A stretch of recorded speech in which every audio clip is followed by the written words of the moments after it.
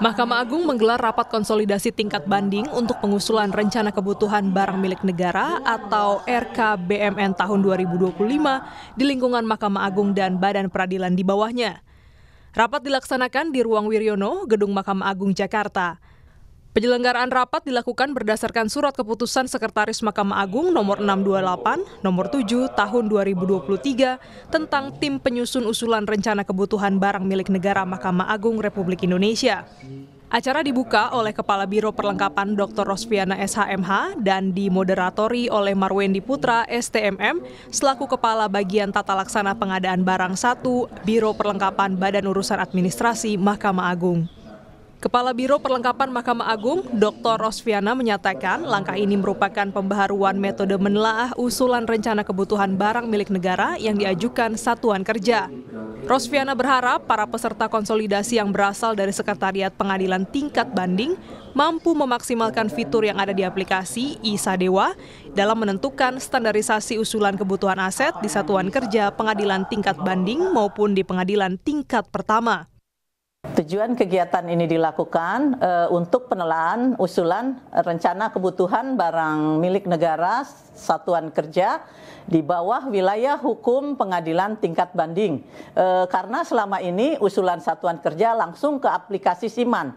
Ini adalah pertama kali tingkat banding menelaah usulan melalui aplikasi ISadewa. Dan diharapkan tingkat banding mengetahui menu dalam ISadewa saat melakukan penelaahan dan memastikan perhitungan standar barang, standar kebutuhan. Hal senada juga disampaikan Kepala Bagian Tata Laksana Pengadaan Barang 1 Mahkamah Agung Marwendi Putra.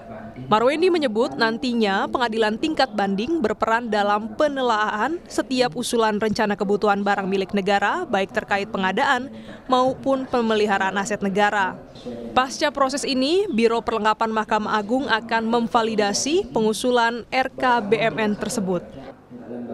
Terkait dengan penelaahan yang dilakukan oleh tingkat banding atas usulan RKBMN di masing-masing satuan kerja. Karena teman-teman tingkat banding lah yang mengetahui akan kebutuhan BMN di masing-masing tempat mereka. Sebenarnya kali ini kita lakukan validasi sebenarnya. Jadi dari semua data usulan yang disampaikan oleh satuan kerja kita ini, nanti tingkat banding lah melakukan penelaahan melalui aplikasi ISadewa. Nanti ada bahasanya disetujui dan tidak setujui dengan berupa catatan. Misalnya kalau tidak setujui, ada beberapa catatan, misalnya salah satunya adalah aset itu tidak optimal, atau itu tidak sesuai SBSK dan lain-lain. Agenda konsolidasi ini melibatkan 80 satuan kerja pengadilan tingkat banding dari 4 sistem kamar peradilan antara lain Kamar Tata Usaha Negara, Kamar Agama, Kamar Pidana, dan Kamar Perdata. Konsolidasi ini diadakan selama 5 hari sejak 21 hingga 25 Agustus 2023. Setiap harinya ada sekitar 16 satuan kerja dari peradilan tingkat banding yang mengikuti konsolidasi ini. Dengan adanya konsolidasi ini diharapkan dapat meningkatkan presentase diterimanya usulan RKBMN tahun 2025 oleh Direktorat Jenderal Kekayaan Negara Kementerian Keuangan. Tim Liputan, Kompas TV, Jakarta.